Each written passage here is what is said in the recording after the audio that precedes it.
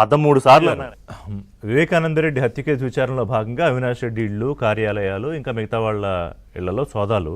అయితే నాగార్జున గారు అడిగిన దాంట్లో ఒక వ్యాలిడ్ పాయింట్ ఏంటంటే దాదాపు 7 ఏళ్ళు పైన అయిపోయింది కదా ఈ కేసుకు సంబంధించి.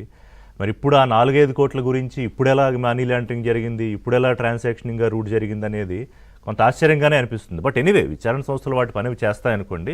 Watts your comment? సార్ కరెక్టే సార్.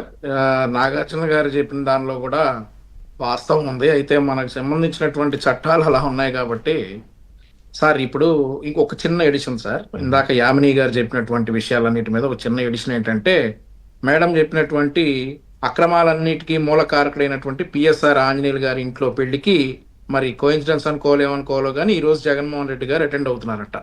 పిఎస్ఆర్ ఆంజనేయులు గారి ఇంట్లో పెళ్లికి అక్రమాలన్నిటికీ ఆర్గ్యుడైనటువంటి పిఎస్ఆర్ ఆంజనేయులు గారి ఇంటికి. సో మరి అది కోయిన్సిడెన్స్ మనం మాట్లాడుకుంటున్నప్పుడే ఇదే జరగటం కూడా. సార్ ఇప్పుడు ఈ జగన్మోహన్ రెడ్డి గారు, ఆయన బాబాయ్ వివేకానంద రెడ్డి, ఆయన తమ్ముడు చిన్నపిల్లోడు 45 ఏళ్ల అవినాష్ రెడ్డి, ఈ విషయాల్లో ఎన్ఫోర్స్మెంట్ డైరెక్టరేట్ అనేది ఆంధ్రప్రదేశ్ సార్ ఒకటేంటంటే సార్, మేము ఎర్లీ 40s లో ఉన్నాం సార్. ఏజ్ 2009లో మేము అరౌండ్ 20-25 ఏజ్ లో ఉన్నప్పుడు మేము జగన్మోహన్ రెడ్డి గారి పుణ్యాన ఫస్ట్ టైం ఈడీ అనే మాట విన్నాం. అంటే అంతకుముందు 1956లో ఈ ఎన్ఫోర్స్మెంట్ డైరెక్టరేట్ అనే సంస్థ ఏర్పాటు చేసినప్పటికీ కూడా మేము వినింది మాత్రం జగన్మోహన్ రెడ్డి గారి పుణ్యాన 2009లో విన్నాం ఎన్ఫోర్స్మెంట్ డైరెక్టరేట్ అనేది. అలాంటి ఎన్ఫోర్స్మెంట్ డైరెక్టరేట్ ఒకటే కాదు, చాలా పదాలు తెలిసినాయి. షెల్ కంపెనీలు, క్విడ్ ప్రోకో, ఇవన్నీ అప్పుడే కదా. సూట్ కేస్ కంపెనీలు నిజంగా వాస్తవంగా అప్పుడు రాజకీయ అవగాహన లేక సూట్ కేస్ కంపెనీలు అయితే అమెరికన్ టూరిస్టులు లేదంటే విఐపి సూట్ కేసులు అనుకునేవాళ్ళం. మాకంత రాజకీయ అవగాహన అప్పట్లో లేదు కాబట్టి 2009లో. ఆ తర్వాత తెలిసింది ఈ సూట్ కేస్ కంపెనీలు ఏంటి, ఈడీలు ఏంటి, ఇవన్నీ జగన్మోహన్ రెడ్డి గారి పుణ్యానే మా ఏజ్ గ్రూప్ కి తెలిసినటువంటి విషయాలు. మరొకసారి ఈడీ అనేటటువంటి పేరు వింటా ఉన్నాం. ఏదైతే మరి చిన్నపిల్లోడు 45 ఏళ్ల దానయ్య ఏమో వయసు అయిపోయి చచ్చిపోయినటువంటి పెద్ద ఆయన, 45 ఏళ్ల అవినాష్ రెడ్డి చిన్నపిల్లోడు. ఈ అవినాష్ రెడ్డి ఇంట్లో ఈ రోజు సోదాలు జరుగుతూ ఉన్నాయట సార్. అయితే ఇక్కడ మనం ఇందాక నాగార్జున గారు చెప్పినట్లుగా 7 సంవత్సరాల తర్వాత ఇవన్నీ జరుగుతాయని అనుకున్నాం సార్. నిన్న ఒక ఇన్సిడెంట్ జరిగింది సార్. ఏంటంటే Congress MP ex MP Sajjan గారు తీహార్ జైల్లో చనిపోయారు.